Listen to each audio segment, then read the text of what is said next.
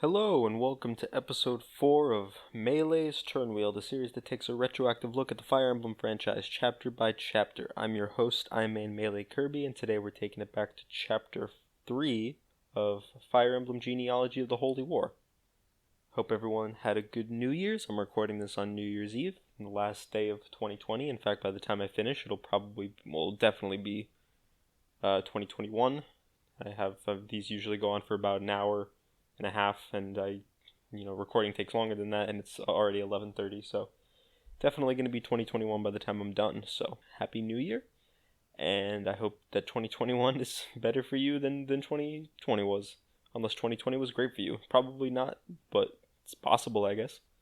So not a whole lot going on this week, although every time I do one of these, I look on Serenus Forest to kind of see any headlines that are going on. It's probably the closest thing to a news site that there is for this, I guess, other than like Reddit or something. But I did not realize how frequently Heroes comes out in new stuff. I don't cover Heroes because I don't play Heroes, and I don't really have any context for this stuff, so I usually just stay away from it. But I mean, is this normal? Like, we've gotten like 4 banners in the past month. It's really weird. I did not realize that it was that frequent. Maybe it's just a holiday thing. I have no idea. Yeah, I mean, there's a new banner. If you care about that, it's got like Keaton and Valoria on it, and a couple of Heroes OCs that I don't know anything about. So yeah, that's why I don't talk about Heroes news. I don't have any context for how good these characters are going to be. So yeah, I guess I might as well talk about this now since this is something I've thought about addressing. We might as well get it out here. I know that obviously some characters from the main series are in Heroes, and they get a little extra characterization. They get some base conversations. They get like the level 40 dialogue when you max out their level. They have like a little speech, and I think that it's fair to want me to talk about that. I mean, it's not like anyone's been asking me, but I've thought about it personally. But that's just like a whole thing. I don't want to play a game and get every character and look at every character, look up, because there's so many of them now.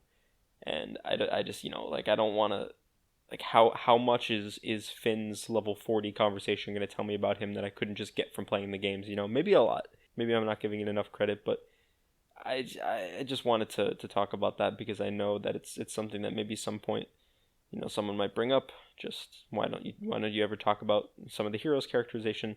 Just because I don't know anything about the game, and it's just a lot of additional research for what would probably amount to not a lot of extra gain from it, I guess. But I could be wrong. I don't know. Maybe I'll start doing it at some point, but I don't have any plans for it right now. In terms of what I've been doing, I've actually been playing an Iron Man of FE8. Probably the easiest game in the series. I don't normally play Iron Man runs because I'm not very good at Fire Emblem, to be quite frank. But I wanted to try one. I mean, I've done them before, but I've never finished one. And not because I lose, usually just because I get petered out. I'm pretty good at like not losing. I might lose a few good units here and there, but I'm usually pretty good about keeping my lord safe and not getting a game over. So that's not usually the problem. It's usually just I get bored and peter out. But I'm sticking with it on this one. I'm about to start chapter 16, and so far only a few units have died. FE8 is actually really easy, and I took Ephraim route, which is considered to be the harder of the two route splits. So yeah, only Lute, Amelia, Noel, and Garrick have died. A combination of just like me being dumb and positioning them badly, and also in the case of Garrick, pretty bad luck, to be honest. But I mean, that's always a possibility, right? I guess in the case of Noel too, it was pretty bad luck, but I'm not gonna get into it. I've been having fun. I want to try a harder game. I wanted to do one that I thought I was actually gonna finish. So maybe I'll finish that this week. Not really anything else in terms of. I played Cinder Shadows. I think I had played it when I put out the last episode too, but I've had some time to let it stew in my mind, and I'm gonna talk. I don't know if I'm gonna talk about Cindered Shadows when I get to Three Houses. Again, that's way, way, way, way down the line, but eventually I will get to Three Houses. Hopefully, if I continue doing this, and I might talk about Cinder Shadows there, but I'm kind of thinking of a blanket no DLC thing, just because I don't have the DLC for any game except Three Houses, and I don't really want to spend the money on that. So And then if I do it with one game, it would be inconsistent and not do it with the other one. So, it's a while before I have to make that decision. We don't get any DLC, at least any like paid DLC content until 13, which is a ways from now. But it's something I'm thinking about. But I guess just because it's fresh in my mind, and I you only get that experience once. I thought it was fine. I thought the last map was good, and I thought the escape map was good. Other than that, the maps were kind of bad. The story wasn't all that good, and I liked the limited play style. I guess like you were given so few options. This is something that the series really struggles with a lot of the time, because just by nature of the game, you're always going to have a variable team, and the developers have to plan around you having like any combination of units. They have to make it accessible. So it's a rare instance where the developers can know what you have access to and plan the maps around that. And in some instances, they do it really well. Like in some Radiant Dawn maps, the early maps of Conquest are really good about this, especially. But I don't feel like they really capitalized on it here. I really don't. I think there were a few moments. I think in the second to last map, there's some bolting sages, and I was like, how am I supposed to deal with these? This is such bullshit. But then I was like, oh, Ashe has a gambit that lets me counter them and just instantly deal with them, and that's cool. Like the developers can plan around you realizing that and taking advantage of it. So in any other, I mean, I've never played Maddening, so I don't know. Maybe that's just commonplace in the late game, but in the normal gameplay, that'd be pretty bullshit, honestly. I thought it was fine. I didn't love it, but it was okay. The DLC characters are actually really cool. I like Constance a lot. I think her gimmick is kind of dumb, but I like her out of the sun personality. I think is charming and funny, even though I think her out of the sun gimmick or in the sun gimmick is just kind of dumb. Yuri's cool. Balthus is all right. Happy's like, I feel like I'm not riding the Happy wave, because everyone loves Happy, and I think she's cool. I just don't get I guess I don't get the hype. Maybe if I read more of her supports. I still haven't read all their supports, so who knows. They're fun to use in the main game too. Alright, I've been rambling on a whole bunch about my stuff, so this episode's already going to be pretty long, so I guess we might as well just get into it right now. Chapter 3, Lion-Hearted Eldigone.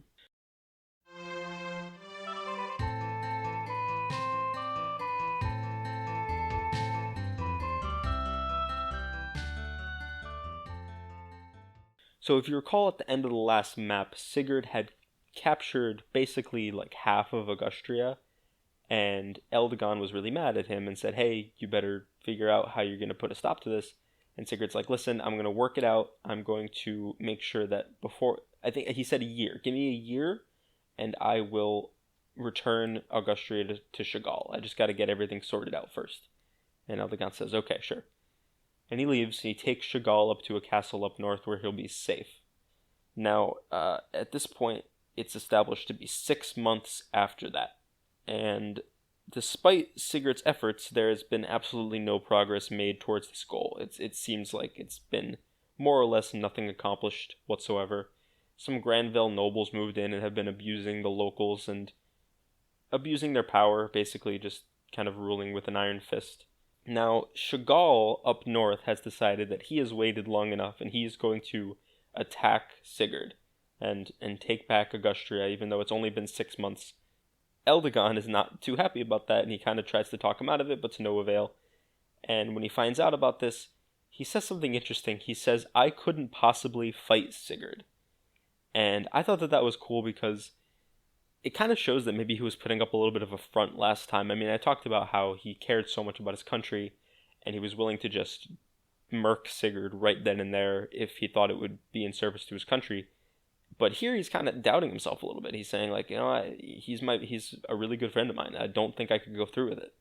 Of course, eventually he does, but, at the time he's kind of having some self-doubt, which is in stark contrast to the end of last chapter, where he was very adamant and willing to duke it out right then and there.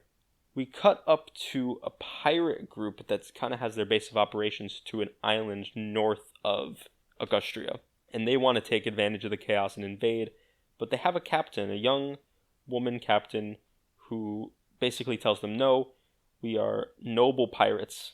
Something I found interesting about this part is that the opening text crawl refers to these guys as reviled pirates, but now this young woman captain is talking about them, and she says that they're heroic thieves now, and apparently they've developed a reputation as heroic thieves. So they can't even.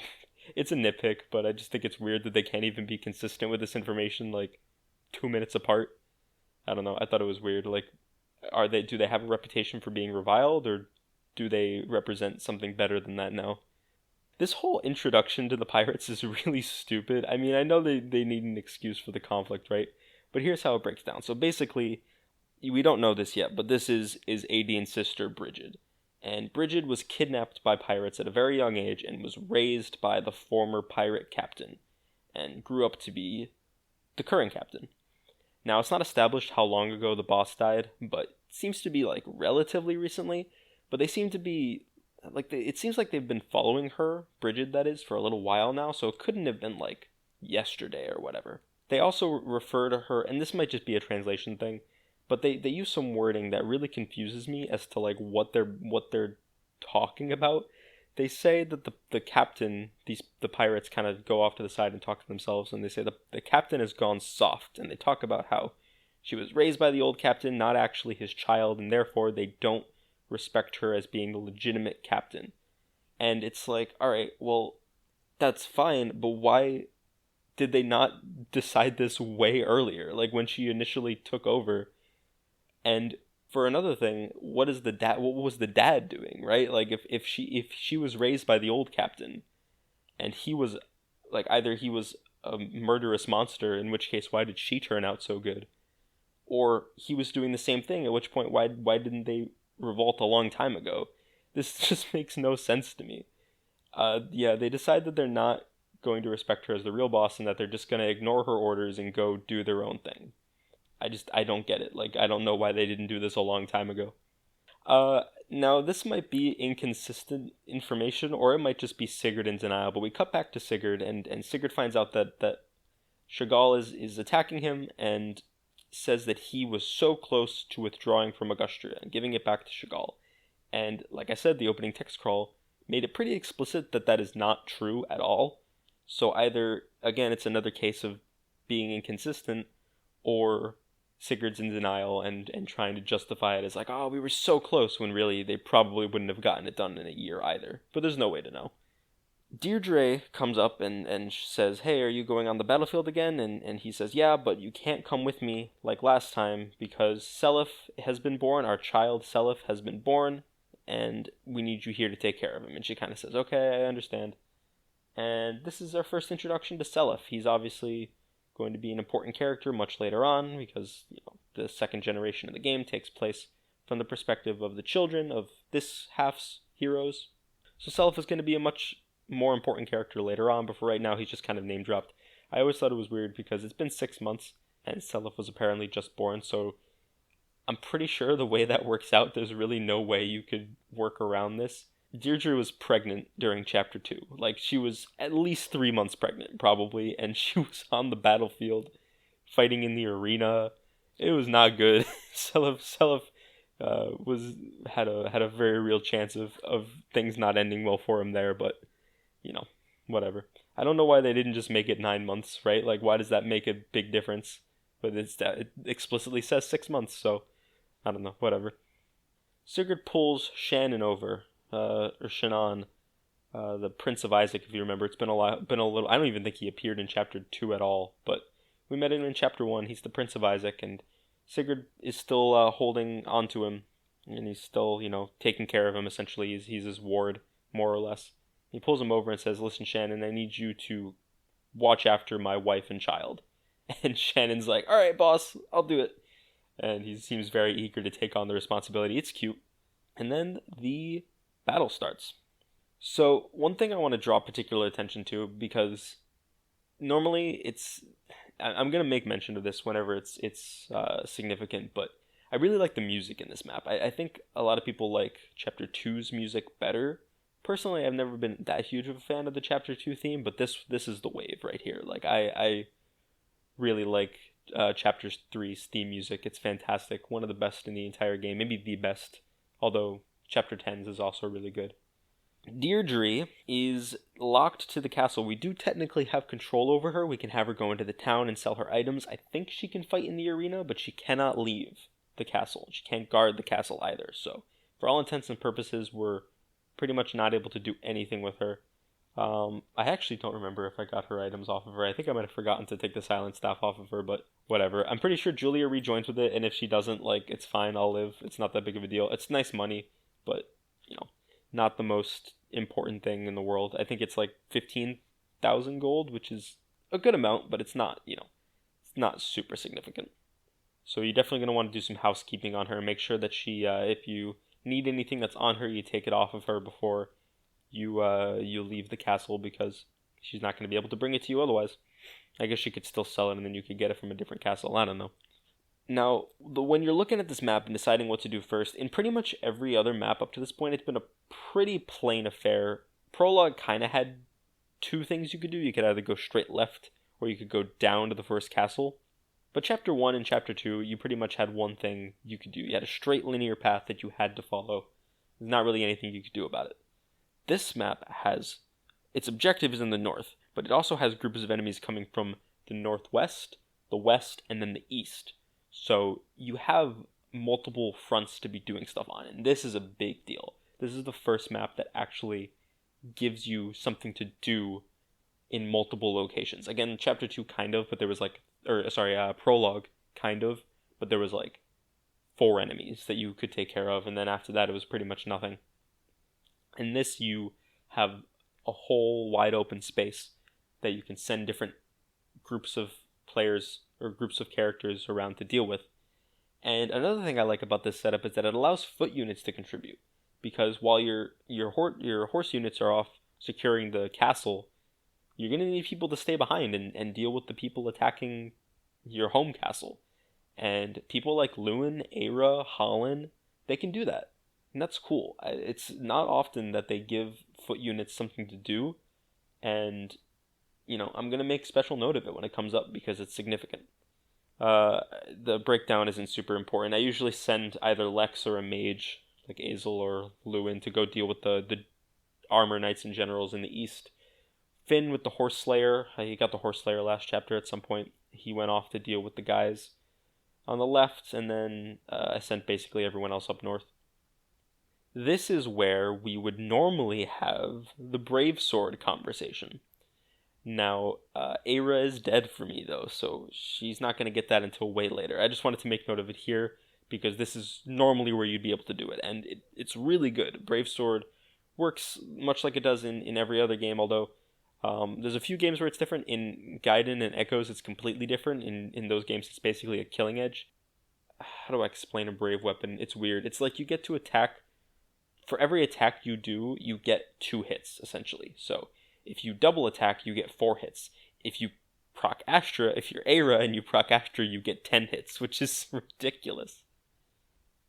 But unfortunately, because of my error last chapter, I have to wait for it, which is not fun, but is what it is. I hope that this doesn't pick up on the microphone. I don't think it will, but just switched over to January 1st, so there's some fireworks going off in the background. If they're there, I'll try to edit them out. If not, or if I don't pick them up, whatever. Take them as a celebration. Yeah, I mean that's really it. There's not a whole lot to talk about. The boss of the first chapter, or the first castle, is, I think he can be dangerous. He's speedy, so hit on him is kind of bad, but he was kind of a joke for me. The Brave Lance made really short work. Quan and Finn in general just kind of dick on him really badly.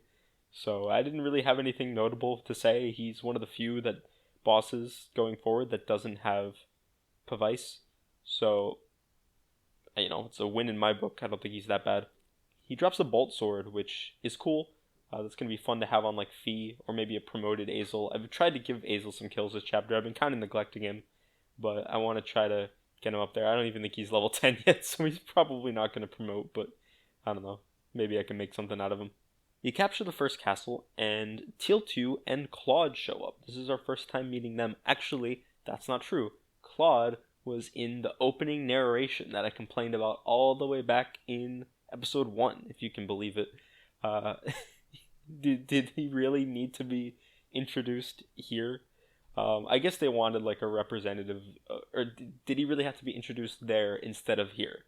I think they wanted a representative of all the houses, basically, and Claude was House Ida. He's the major. He is to House Ida as Sigurd is to Chalfie. He's able to use the holy weapon. He has major holy blood in his crusader lineage, so he's pretty important. Well-respected member of the clergy. People like him in general. Teal'c is Reptor's daughter. Reptor, if you remember, is someone who, I've talked about him before as being a main villain, but in the context of the game up to this point, we really only know that he has a grudge against Sigurd's dad and has been spreading bad rumors about Sigurd and his dad. And Teal'c is his daughter, so she's kind of like, she's funny. I like Teal'c. She's more or less just like, I don't know what the hell my father's doing, and I don't really care. I like Claude, so I'm just gonna follow him around. I think she's like his bodyguard or something, which is weird. I don't know why you would hire like a. I don't think she's a little girl. I think she's like 19 or something like that. But still, I don't know why you would hire her and only her as a bodyguard when you're going through like a pirate infested island to get to where you're going. But I'm getting ahead of myself. So they relay to Sigurd some news. Apparently, well, I mean, we knew this, but Sigurd finds out here that Kurth has died. And, I mean, I know it's like the Middle Ages. I didn't think it would take 6 months for this information to get around, but no, yeah, apparently Sigurd's just hearing about it now for the first time, and he's really upset about it. He's very, understandably, like, damn, that really sucks. Just heard about Kurth dying. Damn, that shit sucks. Byron has gone missing, and as it stands, he's the prime suspect in his murder. But Sigurd brings up the point of like, hey, why does that make any sense? Because my dad was in like a really favorable, advantageous position, and killing Kurth would have done absolutely nothing for him. Why would he do that? Wouldn't Reptor and Langbolt be the prime suspects since they stood to benefit the most from his murder? And Claude's like, yep, I have no idea how this is happening, but yeah, I agree with you, I believe you, and I'm on your side. But Langbolt and Reptor are doing a very good job convincing the king that it is your dad, and also apparently the king has fallen ill.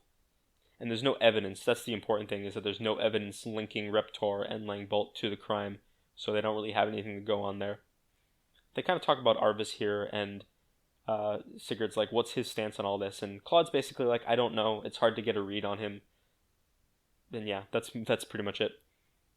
Claude is going to the Tower of Bragi, where he will pray, and as a result of his prayer will be given the answers. Basically, because he is the inheritor of the major Bragi blood, if he goes to pray there, Bragi will reveal to him the truth, more or less, is what he says. I have written in my notes, Teal'c. The translation of her name in this is weird, but I've always referred to her as Teal'c, so that's how I'm just going to refer to her from now on. Teal'c, squirrel brain is what I have written down, because she reminds me, she just has her brain and her mouth go like a mile a minute. She reminds me of someone who has ADHD. As someone who has ADHD, I can definitely relate to that. I don't know. She's endearing. I like her. This is where they talk about how she's Reptor's daughter, and she's like, yeah, I can't wrap my head around what my dad is doing, and I like the priest, so I'm just kind of in this for him. Claude's exasperated. He seems kind of fed up with her already, which is fair. She's kind of annoying. But she and him go on their way to visit the Tower of Bragi and get the information that they're looking for. It's at this point that we cut back to the home castle, where Shannon and Deirdre are still there. And Deirdre, in a moment of desperation, I guess, she just really wants to see Sigurd again. She leaves. She just goes off on her own and goes to where Sigurd is. Or she tries to, but she makes it like 2 steps out the door, and she gets kidnapped by Manfroy. Manfroy shows up, talks to her for a little bit. She freaks out and tries to run away, but he casts some kind of spell on her that brainwashes her, and she says something about wiping the slate of her mind clean. So, I mean, later we find out that this means he gives her amnesia, basically. He just wipes all her memories of Sigurd, so she won't put up a fight, and he just takes her away. It's pretty grim. It's actually probably the darkest thing that's happened in this game up to this point. But yeah, Deirdre's just gone. And if you had anything on her that you wanted, oh well. The game kind of does this a couple times. It does it with Julia in Gen 2 too, although you get her back eventually, whereas you don't get Deirdre back. Spoilers, I guess. Shannon, before she leaves, puts in an honest effort to try to stop her and, make it so that she, she stays because Sigurd asked him to protect her. And she kind of, she kind of brushes him off and says, no, it'll be fine. Watch after Sella for me, though. And this has some interesting implications on Shannon's character. Maybe not explicitly, but I like to think that this moment is one of the most defining aspects of his character. I think he mentions it a couple times down the road. There are a few villages here that we can get right now. I think there's one that we actually can't get, but I'm going to talk about it anyway. No, wait, we can get it. Can we? I think so. I don't know. I'm just going to talk about all of them. So there's a couple villages that give you stat boosts. One gives you +3 strength, and then I think one gives you +1 defense. And I don't think any of the conversations here are interesting. I just wanted to talk about. I got the I got the defense village with, I don't remember. I think it was Lachesis or something. I don't know. Someone random, maybe Lex. I don't. It was somewhere in that area. But +1 defense is pretty negligible, honestly. It's pretty much pointless. The 5,000 gold is more valuable. And the strength village is +3 strength, so that's actually a pretty big deal. And I decided to give it to Beowulf. At the time, I don't think I had a reason, but in retrospect, I'm actually glad I did this because I'm going to have him use the Brave Sword for most of the time. So I think that he'll get good use out of that +3 strength because now, if he quadruples with the Brave Sword, suddenly that turns into +12 damage, which is really good. And then there is a Wing Clipper, which is just basically a sword that is effective against Pegasi and I think also Wyverns. I think this might be the only time in the series that we get some weapon that's specifically designed for taking out Pegasi and Wyverns, other than obviously like bows and wind magic in later games, but I think in this game too, obviously. But this is the first time we get like a regular effective weapon. I think in Awakening, Beast Slayers are good against Pegasi and also Griffins, but not Wyverns, so it's weird. I think Dragon Slayers are good against... Oh yeah, Dragon Slayers are good against Wyverns normally, so there's been a few instances of this. But this is cool. I gave it to Erin because I'm like, okay, well, this could be cool if I have her like go take on a horde of flying enemies. She can meet them in the air and hopefully deal with them. I don't know if it'll work out. She's pretty frail, so maybe that wouldn't work out. I don't know. And then in terms of interesting conversations, there's really only two here that I made note of. There's one where a woman is talking to you about her boyfriend, who is a cross knight, which is one of the knights that Eldigone commands. And there's two different versions of this conversation. One in which you have not fought them yet, because, spoiler, we're about to fight them, and one if you have fought them. And the first one, if you haven't fought them, is kind of cute. She says like, oh, the cross knights are so cool, my boyfriend is one of them, I'm so happy. And then if you have already fought them, she basically says, yeah, okay, so she says that her boyfriend was killed in the war, and she starts to blame Granville. She says it's all Granville's fault, but then she kind of stops herself and says, no, it's actually Chagall's fault, which is kind of, it's not that it wasn't obvious, but the people don't like Chagall very much. He's kind of a shitty king, and they're not happy about it. They're pretty much, sick of his warmongering. And then the other one that I thought was interesting was a village that talks about the Thracia Wyvern Riders. This is the first time that we get introduced to that concept. I don't think we've had an overview of the world map at all in this game, like with all the countries, but Thracia is a country that is kind of in the southeast and has Draco Knights. It's kind of a tradition in the series that one country will have more or less all of the dragons and like Draco Wyvern Knights, and then one country will have all of the like Pegasi in FE6, obviously. In FE7 it's like Ilia has all the Pegasi, and then Burn has all the Wyverns. I think Grotto has Wyverns in FE8, and then Frelia has the Pegasi, etc., etc. There are some exceptions to this, but I think for the most part that's how it goes down. And he talks about how they're like really deadly mercenaries that will, take on any job and are just super vicious. He describes them as being like a pack of hyenas. For transparency, I am getting these translations from the Serenus Forest because I forgot to look at some of the dialogue, so I missed some of the interesting conversations. So it might not say the exact same thing on the, if you're playing this with the Project Naga translation, but they get the idea across sufficiently enough. And that's pretty much all the villages. There's not a whole lot interesting to talk about with these ones. Pretty boring chapter overall in terms of that side of things. So after you, like a turn after you capture the first castle, it cuts over to Eldigone, who basically has given up trying to convince Chagall not to do this, and has decided that he is going to fight Sigurd. Even though he doesn't want to, he's going to do it anyway. So he has a moment actually where he talks to his cross knights, and they obviously don't have any dialogue, but he gives a very charismatic speech, and it shows that, because he basically admits to them that he's leading them into death, and they still follow him, which is cool. It kind of shows how inspiring of a leader he is. And then they kind of do so at this point the Eldigone and his knights are on the field, and you can fight them. And if you fight one of his knights with Sigurd, they have a little exchange where he says that we stand as two knights on the battlefield. And he kind of doubles back on this a little bit, and Sigurd's like, listen, I promise I'll have Chagall his kingdom back. You just got to give me a little bit more time. And he tells Sigurd that he's tired of his excuses, which, again, I don't know if he's putting on a front here, or if he's kind of, I think it's reasonable to assume that he's just torn. Like, he doesn't want to fight Sigurd, and he was at first doubting his competence to do so, but at this point I think he's kind of like steeled up and said, like, listen, you've been giving me a lot of excuses, and it's not enough anymore, and we just need to settle this once and for all. Once you fight him personally with Sigurd, then he'll say that we are knights, this was fated. I don't know if those are his exact words, but he more or less just says, like, this is just who we are meant to be as knights. We're supposed to, for our respective countries, we're supposed to fight and die for what we believe in.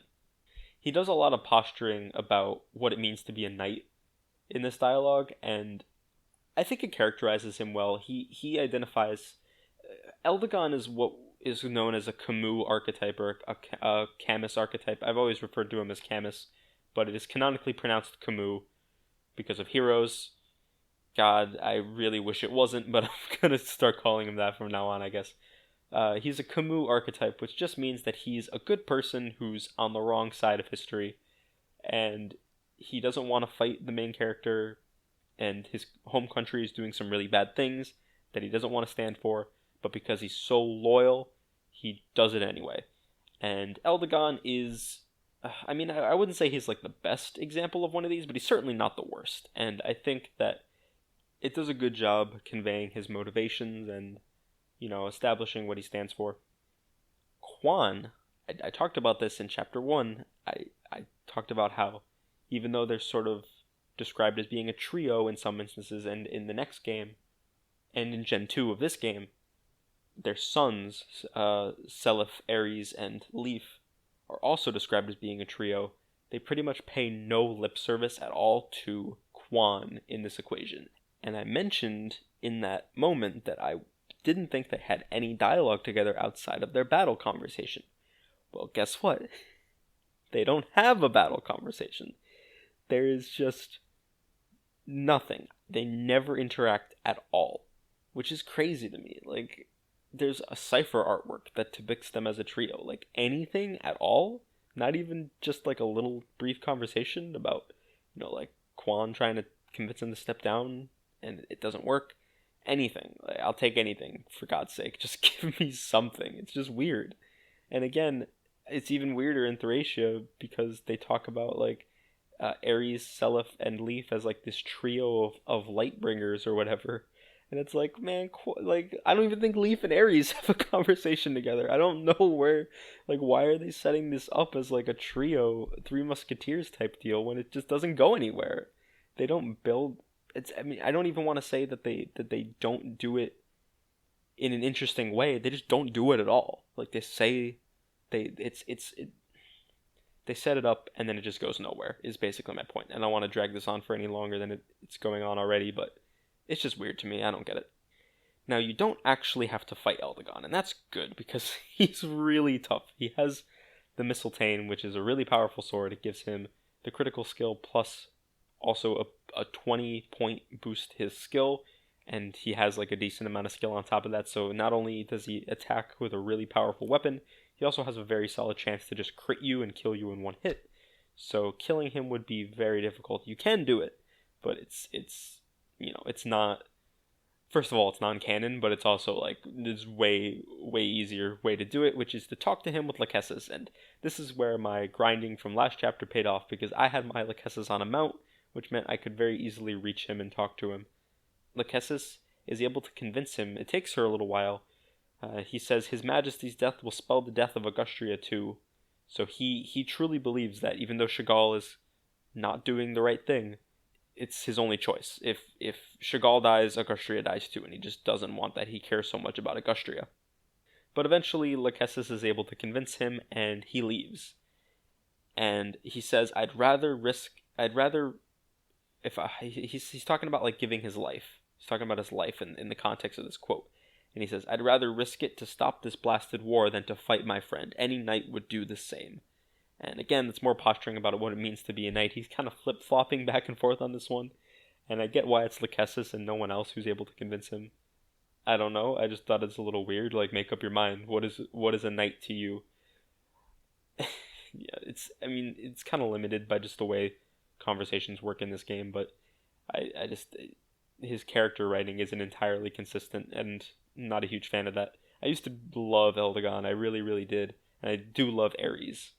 Maybe I'll change my mind on that too, but really getting a deep dive into this writing has sort of made me question maybe he's not such a great character after all. I don't know.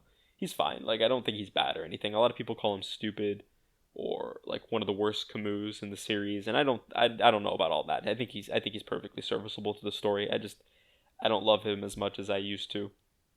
He gives Lachesis, as he leaves, he gives Lachesis an Earth Sword, and the reason I say that this is canon is because Nana has it in Thracia. It's her personal. Is it her personal weapon? I think it is.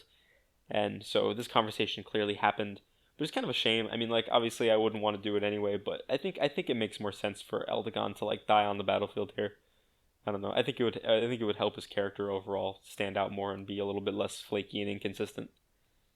But he gives it to Lachesis and tells her that it's in case he doesn't come back, he wants her to like have something to protect herself or something like that. And she kind of like has second thoughts about this, because she's like, wait, no, actually don't go back because you'll probably die.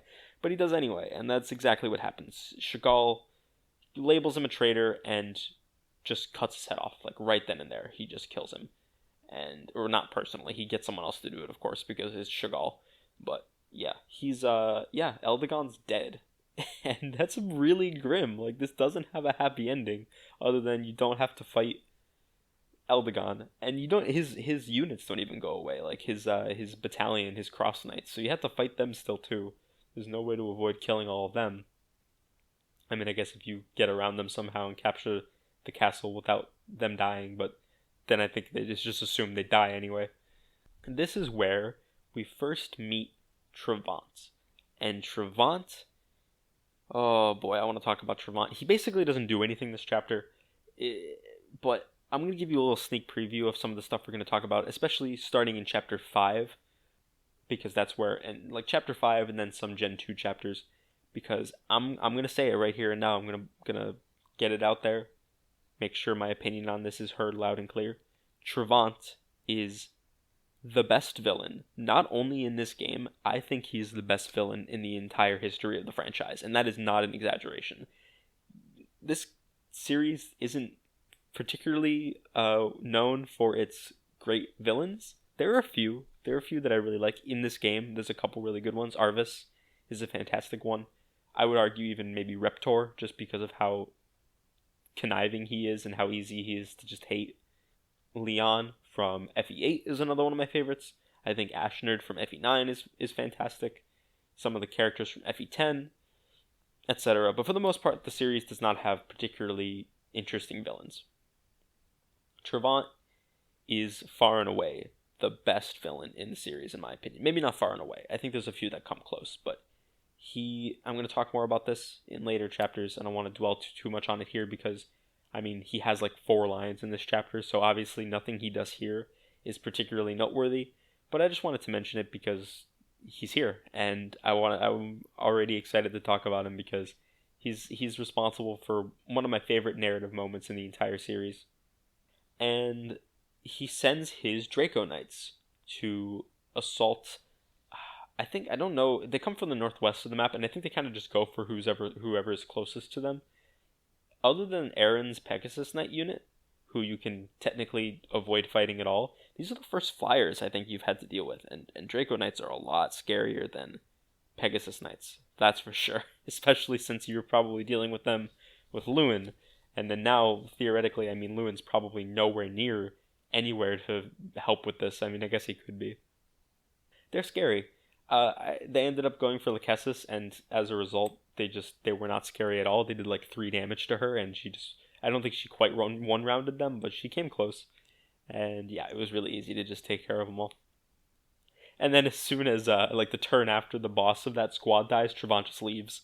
So it's pretty anticlimactic. Again, he doesn't do anything.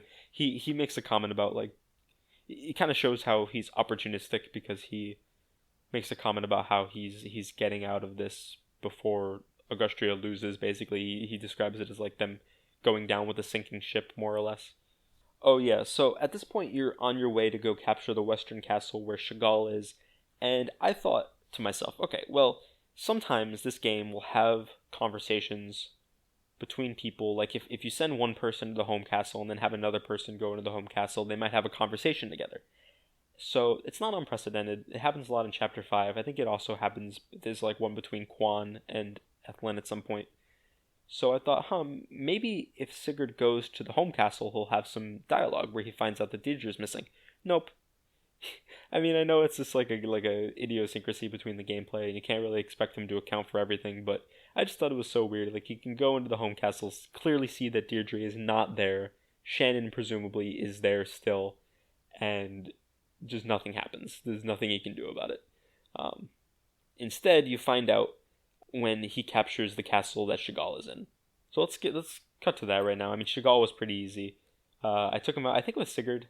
No, who was it? Someone like that. He drops the Silver Blade, which is kind of nice. That'll be good on Sigurd. Oh, let me talk about this right now because I'm probably not going to have an excuse to talk about this again for a little while. I got my first 50 kill weapon, and to the surprise of nobody, it was Sigurd's Silversword. The way crits work in this game, much like double attacking, is that not everyone can do it. Most games, everyone can critical. In this game, only people who have the critical skill can perform critical hits. And that changes a lot of the dynamics. I mean, there's no crit farming, basically, like you can do with some crit builds in later games. But crits are really powerful. They're way stronger than they are in most games in this game because the way the math works out, it's different. They use a different damage formula, more or less. Now, there's a few ways around this. Obviously, there's the Killer Bow, which Jamp joins with, which grants you critical. I don't think it has any innate crit on it. I think it just lets you crit with it, using your percentage chance to crit, which is your skill in this game. The other way around it is to have a weapon that has killed more than 50 characters, or I think just 50. It starts at 50. And for every kill over 50, you get +1 crit on that weapon. So, for example, say Sigurd has like 15. I think he has like 20 skill or something like that. So at 50 kills, the Silver Sword will have a 20% chance to crit. But then at 100 kills, it has a 70% chance to crit, and by the time it's really easy to steamroll with it because obviously getting crit on it will make it easier to get kills with it. So it is very easy to rack up kills on this thing, and obviously Sigurd makes really good use out of it. And I think for most people, it's probably going to be the first weapon that has 50 plus kills on it. The only other one that I ever see come close is like maybe Forsetti, if you're really trying to make Lewin do something. But otherwise, it's like that, and then maybe the Gen 1 Brave Sword if you really go hard on it. But even then, you got I guess you have 3 chapters to make use of it, so that's pretty good. Anyway, I just wanted to talk about that because this is where I realized that it had 50 kills on it. I think he got a crit. I was like, oh, cool, that's awesome. I can do that now. Anyway, he kills Chagall, He's probably not going to use that silver blade because, I have the silver sword now, so there's not really a point. But he has it, and he can sell it for money, I guess. Now, you capture the castle, and this is when Shannon shows up and tells Sigurd what happened, and he's very distraught, obviously. His wife is missing. His son is safe. He's like, his initial reaction is obviously like, oh god, that's horrible. But then he's like, Shannon, where is my son? And he's like, I have Seliph right here. He dragged Seliph across the fucking country for some reason. I don't know. There's another infamous moment like this coming up in chapter 5, but this is the first time we see it. Shannon just drags an infant across the map somehow. I don't get it. He's Shannon is very distraught. This is why I would like to say that it's a important character moment for him, because he's very upset. He sees it as him failing in his responsibility that Sigurd entrusted him with. I mean, obviously he's just a child. There's nothing he could have done about it. Honestly, I didn't touch on this at all because I was kind of, there was a lot going on, but I think that Deirdre is just really goddamn stupid. I'm sorry. I know there's people who like Deirdre, and I do too. I like her dynamic with Sigurd. I think it's really cute, but man, she knows that these people are after her. It's been established in dialogue that she knows there's a cult looking for her, and that if they find her, they're gonna bring about the end of the world. And she's just like, I'm just gonna go hang out with my boo thing, and yeah, more or less causes the reestablishment of Satanism. I guess that's a insult on Satanism. Honestly, Satanists don't kill people. Satanists don't sacrifice children to their dark god. At least none of the ones that I know. So a lot of stuff happens here. So you might think, okay, well, Chagall's gone, so the chapter must be over, right? Well, if you look north, you'll see there's another castle there, so obviously we have one more to go. And this is where the Orgahil pirates come into the picture. Earlier I mentioned that there were some pirates that kind of broke Brigid's orders and went to go pillage the mainland without her permission. And you kind of have to stop them from doing that. That's, the anti-turtling incentive for the map is to just go around and make sure that none of them get to any of the villages. So she kind of confronts them on that here and says that they went too far, and now Sigurd and his army are going to come looking for them and put an end to them, and it's all their fault. And at this point, the pirates have apparently decided that they have had enough and they're no longer going to put up with it. And they actually decide that they're just going to kill Brigid.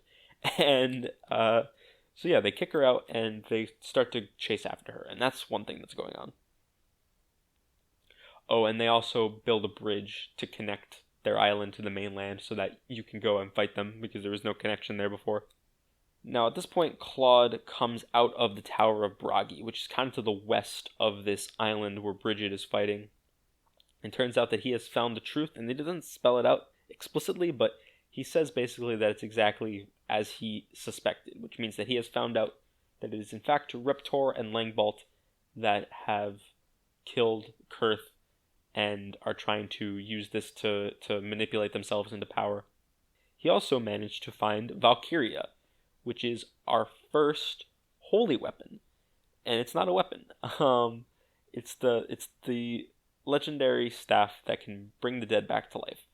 So I should talk a little bit about how the holy weapons work. About half of them are usable by the playable units, and there's 12 of them in total.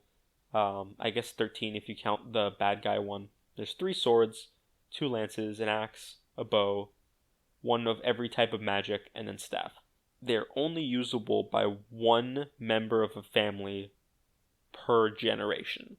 So Claude is the one that can use the Valkyria staff, which is the legendary holy weapon staff. This one obviously isn't used in combat, but what it can do is it can bring back the dead.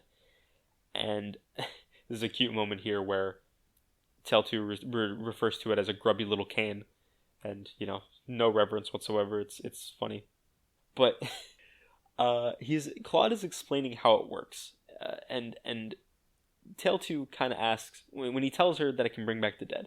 She says, "Oh, so you're saying this can bring my dear old grandma back to life?" And he kind of explains, "No, that's not how it works." And he starts to go into why that wouldn't work before she kind of decides that she's no longer going to listen to him and just goes to do something else. And he gets fed up with it. But the way he starts the conversation is that he explains that every living person has a life force known as quintessence. And this is where he gets cut off, but I just think that's a fun little FE7 reference. Quintessence is a big thing in that game. It's like the whole point of the conflict. So, I don't know. It's a fun little word. I don't know what it was. I cannot imagine that is the literal Japanese translation, but I guess I could be wrong. I'm pretty sure that's just meant to be a reference. And, obviously from a meta perspective, it's meant to be an explanation as to why, if you have Valkyria in Gen 2, why do you not just bring everyone's dead parents back to life? More or less, I think it's supposed to just be that after a certain amount of time that they have been dead, it no longer works. So that's just kind of, it's to fill a plot hole there. Like, why can't they just bring Sigurd back to life or something? But it's cute. I like the reference. I'm glad that they put it in. I love this translation so much. I think that's one of my favorite lines in the whole translation.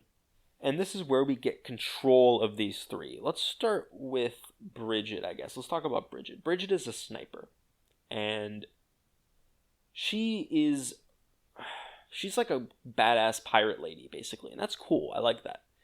And that's really all there is to her character, though. I know she was kidnapped when she was a little girl. And she, accepts her birthright as being a member of House Jungbi. And that's really it, at least in this chapter. She's a good person. She wants to establish her pirate group as being like good guys. Again, that doesn't really make any sense of why she would want to do that, or why, if she has been doing that, they have been putting up with it for so long. But, it's narratively inconsistent, but I guess it's something. And other than just being badass, that's really all there is. A fun fact, and I'm willing to bet that the people who have played both games might not even know this. Bridget comes back as a sword master in Thracia 776 named Avel. And I mean, I'm sure most people would probably figure it out because they look very similar. I don't think Finn even knows, actually, which is weird because they can meet. I guess it's explained by the fact that, well, I'll get into that later. But yeah, maybe there'll be more to talk about with her there, but she's just not that interesting in this game, at least not in this chapter. As a unit, she gets the Ufel, which is a legendary bow. We'll talk about that more when she gets it, but it makes her combat amazing, like, so good. Probably the best combat unit that we have right now. Although, honestly, Jamk is probably just as effective at killing enemies, which is weird. I guess she can do it without eating a counter, which is nice, but with all the skills that Jamk has to attack more than once, it's pretty easy for him to just clear out enemies. But the problem that both of them have, obviously, is that they just can't get anywhere because, say it with me now, they are footlocked. And that's a really big deal in this game. I've already talked about it, why that is twice. I'm not going to do it again, but just know they have... I'm talking about Jamk still, but Bridget, more importantly, has godly combat, but just can't get anywhere with it. She just can't find the enemies to fight, so it doesn't make a difference. Teal2 and Claude are the same way. Claude is just a staff bot. He joins with Fortify. He joins with Major Bragi Blood, which means that he can use every staff in the game, including Valkyria, and that's good. He can physic, he can rescue, he can fortify, he can do all this important stuff. He can warp, restore, return if you want him to, or just use a basic men staff, whatever you want to do. And Claude's your guy. The fact that he's on foot makes it sometimes hard for him to be super useful, but Aideen's been doing alright, and there's a lot that you can do just from staying in the home castle, actually. Or, if you're lagging behind, you can have your injured mounted units like go back a little bit, have Aideen heal them up, and then get back into the fray really easily. And the fact that Claude joins with the Fortify makes it even easier for him to do stuff like that, so that's cool. I kind of like him. I kind of like him as a character. Again, he has probably about as much going on, or I guess as little as going on as Bridget does, but he is kind of just like a cool dude who gets wrapped up in this whole situation. He, I guess this is kind of a spoiler in the beginning of next chapter, but he also gets branded as a traitor when shit eventually pops off. And Sigurd feels really bad about having dragged him into that, but he's really cool about it. He just says, like, listen, man, it's not your fault. These things happen. He's just chill. He's just a cool dude. He's a bro. I like him. Also, he has the same name as one of the best characters in the series, so we take those. Teal2, I've already talked about why I like her as a character. I think she's probably my favorite out of this bunch. She just has so much, like, immediate personality, which it's hard to do. I mean, people complain about this in later games, in the newer games, where characters have like single personality traits that they wear on their sleeves, and it's just really obvious what they're about in one glance. And this is kind of an instance of that, although I'm much more willing to accept it here because there aren't really a whole lot of alternatives. It's either that or you just have characters like Bridget who just have nothing going on. Or I guess maybe someone like Azel. Azel has basically nothing going on. So, other than just being a tragic little Shota boy. So Tale 2 has that distinction of being, it's really obvious what she's about. She's like hyper and goofy, and that's just fun. I think that's a fun character trait to have. So I'm cool with it. Some people might not like it. And for gameplay, she is fun. She's a lot of fun. But I would say that she is arguably the worst character in the first generation, depending on what you value. It's between her and Arden, the armor knight from Prologue. I think that Tale 2 gives you more. First of all, they're both bad. No matter what context you look at this in, they're both bad. But in terms of determining who is the worst, you have to look at a few things. I think that Tale 2 gives you more free utility. She joins with a skill called Wrath, which basically means when she's at low HP, she will always crit, which is really fun. It makes her pretty good at clearing out the arena. And if there are instances where she can get to combat, she's pretty good at dealing with enemies, assuming that you're able to keep her in reasonably good health and taking advantage of Wrath when it's safe to do so, basically. But if you're willing to train both, like if you're deciding, okay, well, I want to use a bad unit this run, who's going to be the easiest one to use out of the two? It's definitely Arden, just because he has the extra chapters of availability and also gets the Pursuit ring for free. Tale 2 does not have Pursuit, so that's something to keep in mind. And yeah, they're both terrible. It's just a matter of what you value for if you want to argue who's worse. The point is that Tale 2 might just be the worst unit in the game from a gameplay perspective. So at this point, there's a lot of conversations. There are a few conversations in this map, not as many as Chapter 2, but all of them are after you capture this castle, except for the Brave Sword one. I think that's the only one that you can get before you capture the castle where Chagall was at. The first one is between Ethlyn and Quan, and basically, we're just getting all the holy weapons right now.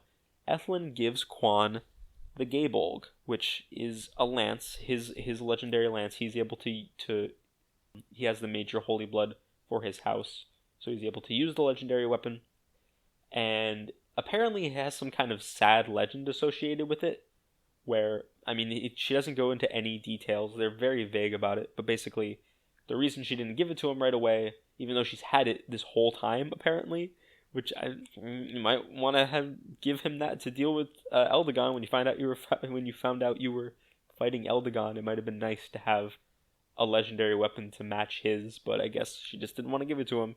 And the reason for that is, I guess there's some kind of sad legend associated with it. I'm assuming it's just like kind of like the Armads in FE7, where whoever uses this will die a horrible death or something like that.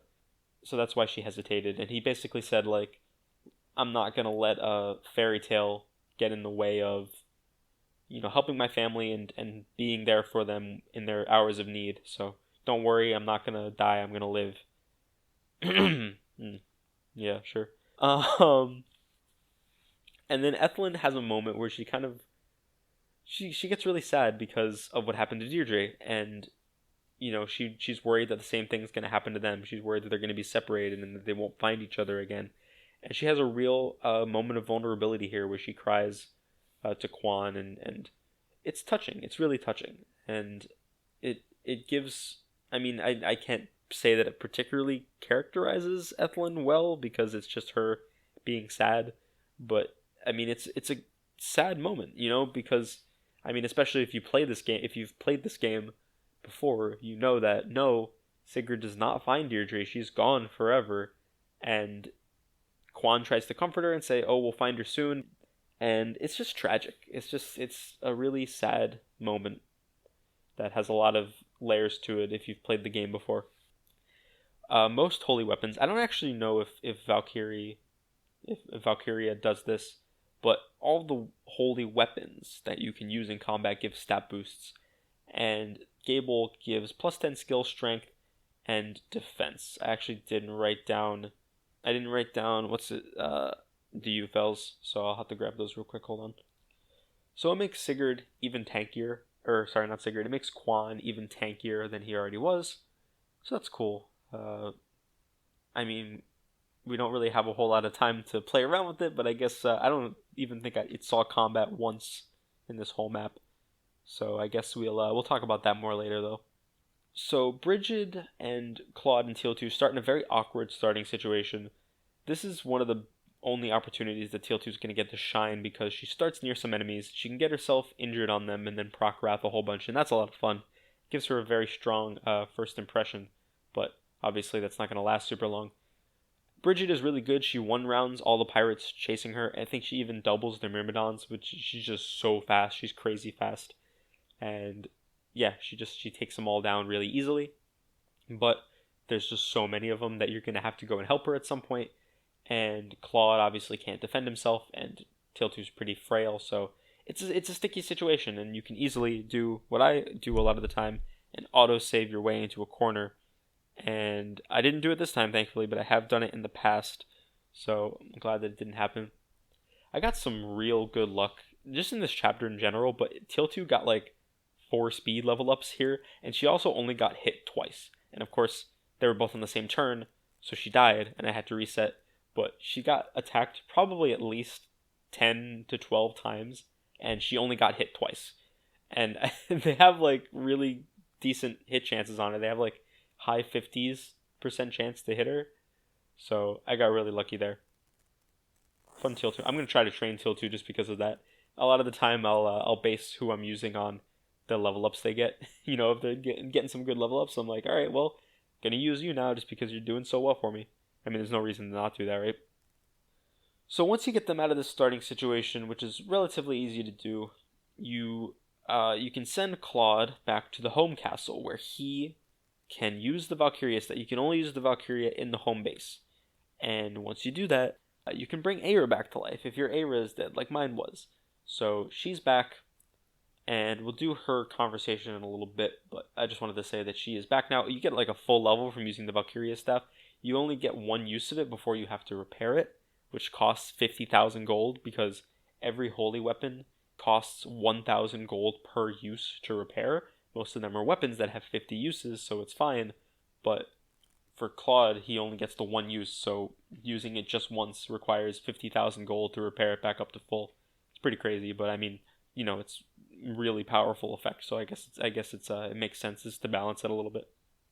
Aideen and Brigid have a conversation where Aideen realizes that she is her sister and gives her the Ufel. And again, we're getting a whole lot of holy weapons this time around. It gives some lore on how the holy weapons work, which I've already talked about, so I'm not going to go into it here, but she gets it.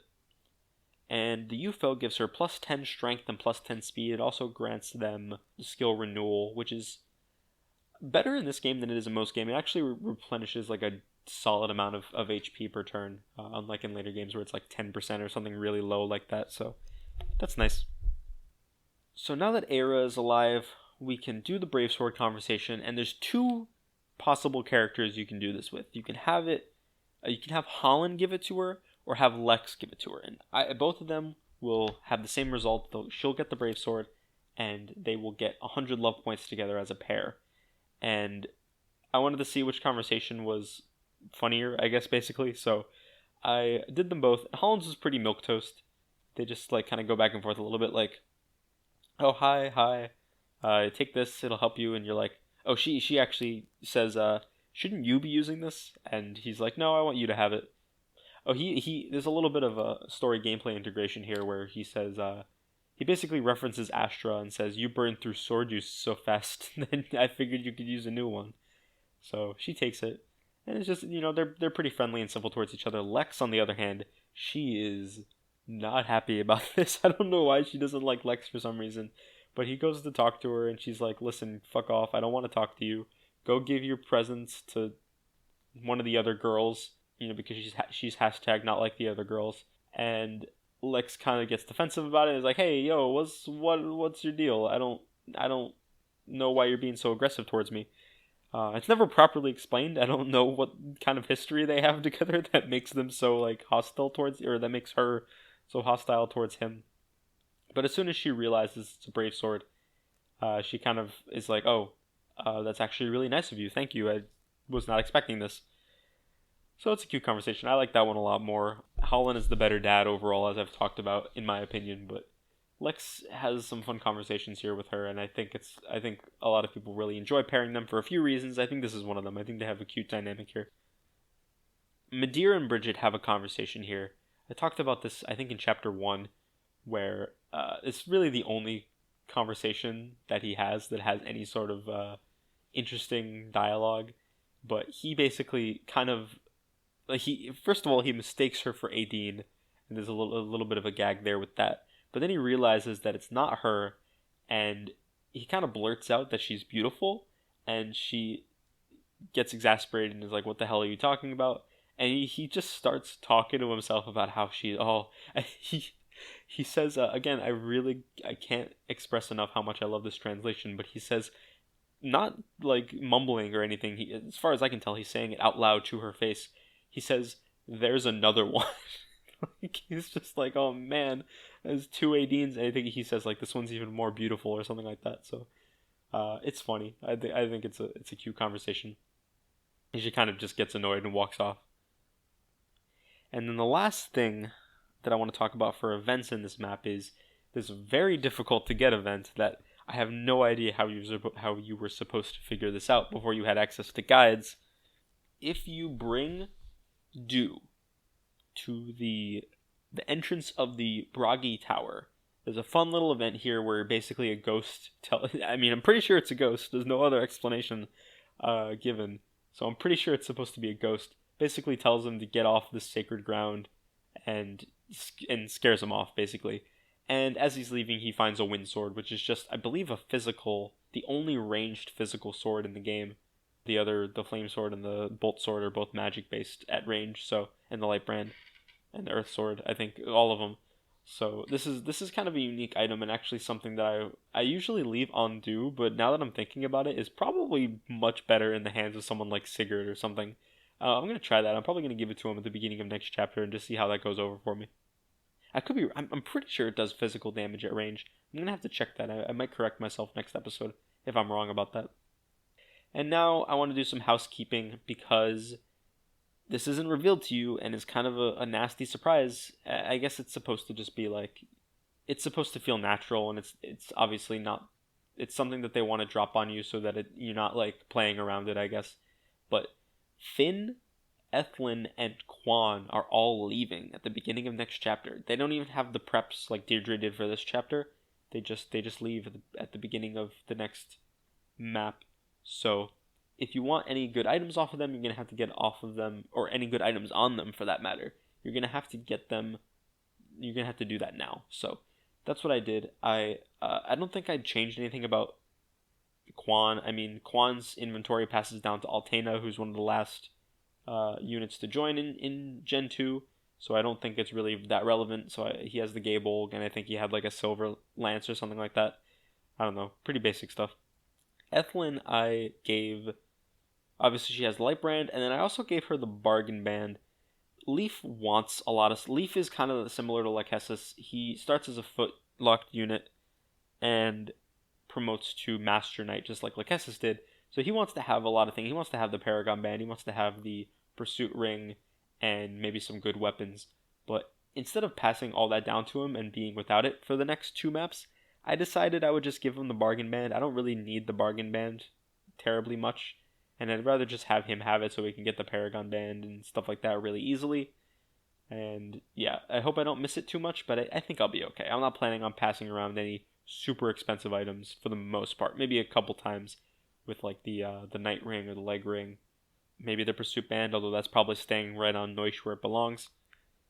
I never talked about the Leg Ring, did I? No. Okay, so one of the bosses drops, basically, all the stat boosters are items in your inventory that just give you passive boosts. They're not consumable items. And the Leg Ring is the equivalent of the boots in this context. It gives you +3 movement. I think I got it on Azel or something, and I just gave it to, I think, Lewin. Sigurd is probably the best recipient of it, especially for Seliph, and I might give it to him later. But I want Lewin, at least for the next chapter, because he's really important in the next chapter, story-wise. So I want him to have some opportunities to do some stuff gameplay-wise there too, and I think that having him use the leg ring will be nice. It'll also give him some money, which he can use to repair Forseti and then pass stuff down onto his kid. I don't know. There's some viable reasons for getting it on him. Although I guess the money argument doesn't make any sense because I spent a lot of money to get it on him, but whatever. It's not actually that expensive. It's only 20,000 gold, which isn't a lot. For context, the Paragon and Pursuit Band are both 40,000. I did some arena-ing. Got as many people through as much of the arena as I could. I got the Brave Sword onto Beowulf, and I'm probably going to pass it around for easier arena performance. But I think that at the end of the day, it's probably going to end up on Beowulf anyway, and it's going to get passed down to Diarmuid because I'm marrying him to Lachesis. And I think that's just a good play. I mean, if you're not going to pass it down to Seliph, you might as well just pass it down to someone who either Seliph. I guess I could give it to Neusch because he's gonna pass it down to Ulster. Does anyone who passes down a sword to a chapter 6 joining sword using kid is probably fine. So I decided to go with Beowulf, although I guess I could give it to Neusch. And I think that is everything that I wanted to talk about. So let's go ahead and end this map. Once you capture the pirate castle with Sigurd, then some shit goes down. This is where the story really pops off. Reptor and Langbolt show up with their respective armies, and this is the first time we're seeing them having speaking lines. We saw them in the opening narration at the beginning of the game, but here they are in all their glory, and they kind of muse to themselves about how this is all going perfectly. They're twirling their mustaches and everything's going according to plan.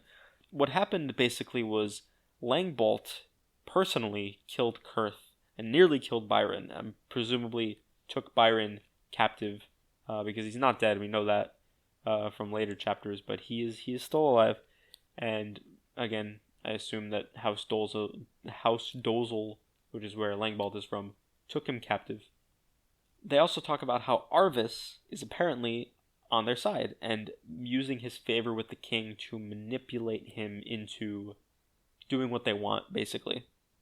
So this kind of confirms that, Arvis himself has actually had no dialogue since prologue, so they're keeping his views on the matter very enigmatic, which is interesting and I like it. But Arvis has been helping them and has been, manipulating things from behind the scenes. So as far as the player knows at this point, Arvis is in the same camp as these fellows. We cut back to Sigurd, who finds out that Reptor and Langbolt are here, and he really has basically an existential crisis because everything's going terribly for him right now. He had to kill, well, I guess he didn't kill him, but he had to fight his best friend, and his best friend died, and his wife is missing, and now his country has turned on him, and he's been labeled a traitor. So basically everything that he's been fighting for up to this point has just vanished in front of his eyes, and he's really not happy about it. And yeah, he's just miserable.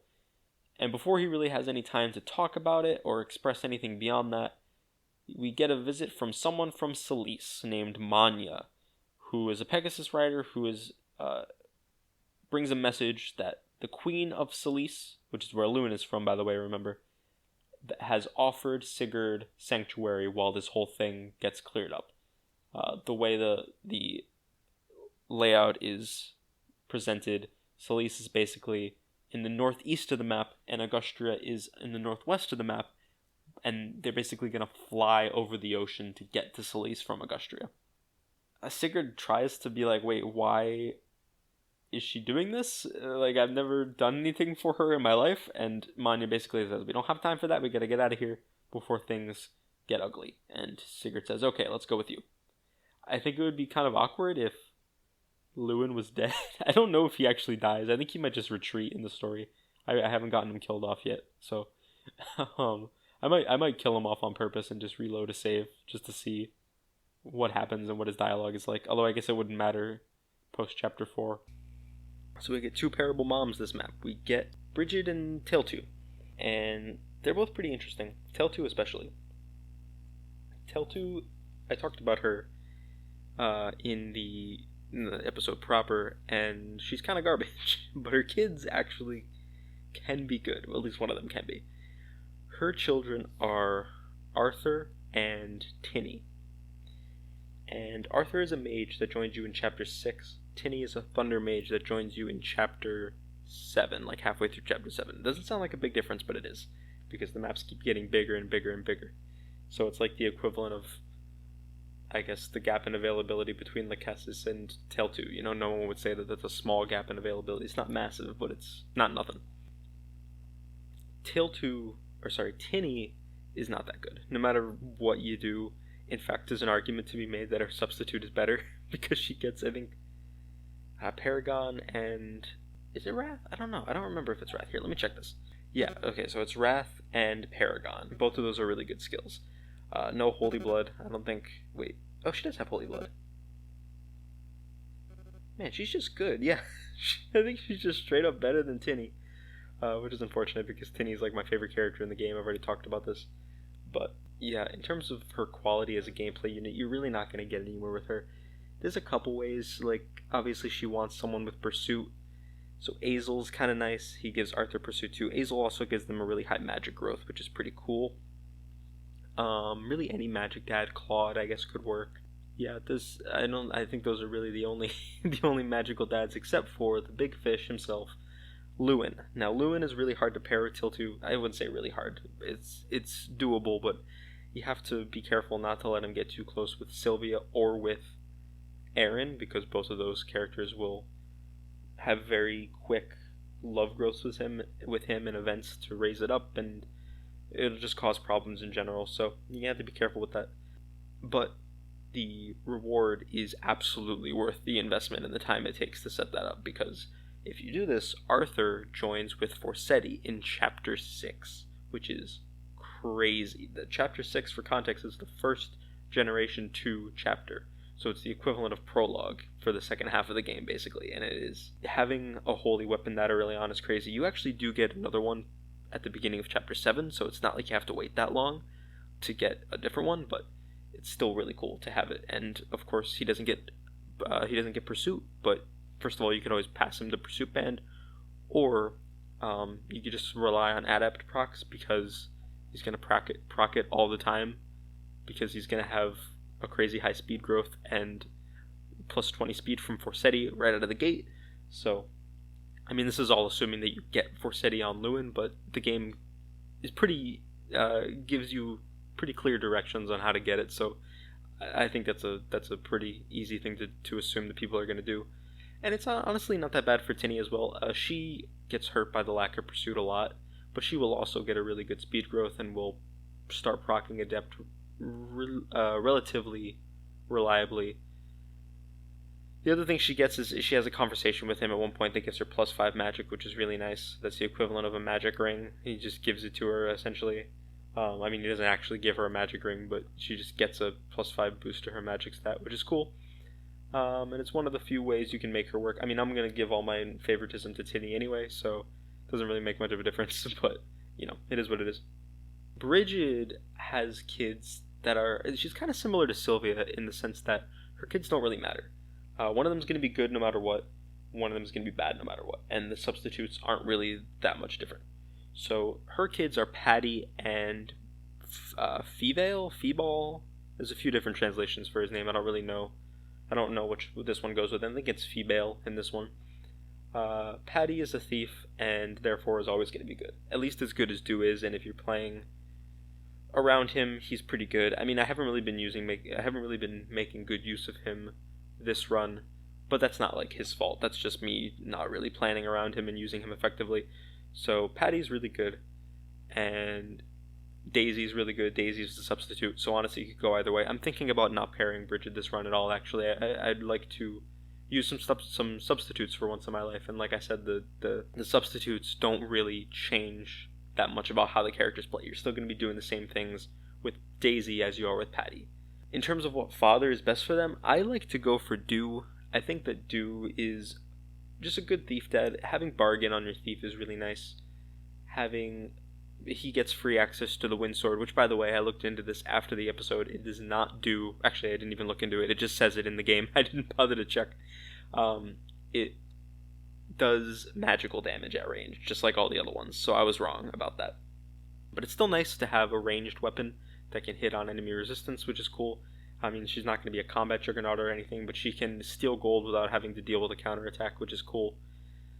And Dew gets free access to that, so he can just pass it down to her, but theoretically anyone who is her dad could pass that on to her as well. Incidentally, Bridget is another parent-child situation where the genders are flipped. She's the only other one besides Quan and Ethelyn who the mom passes down items to the son, and the mom passes down items to the son, and the dad passes down items to the daughter.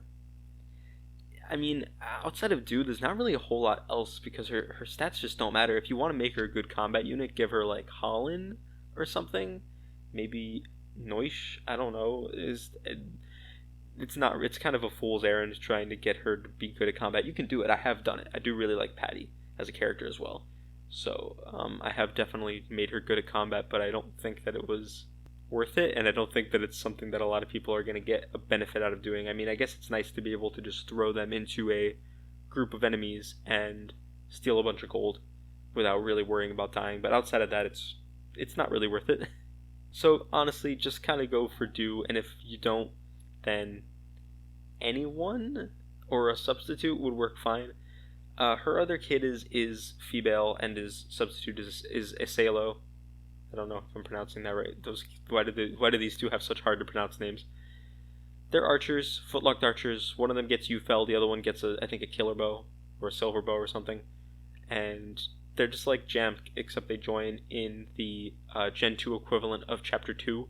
So it's like if I think like halfway through Chapter 2 as well. So I guess it's like if Jamk had Lewin's availability, you know? Like, Lewin's already not a great unit, but yeah, I don't know. Neither of them are really worth consideration in your pairings, honestly. I mean, that's not true. Patty can actually get significant improvement from having Dew as a father. But if for whatever reason you don't want to do that, maybe you want Dew to have someone else, or your Dew is dead, maybe. I don't know, there's a few reasons.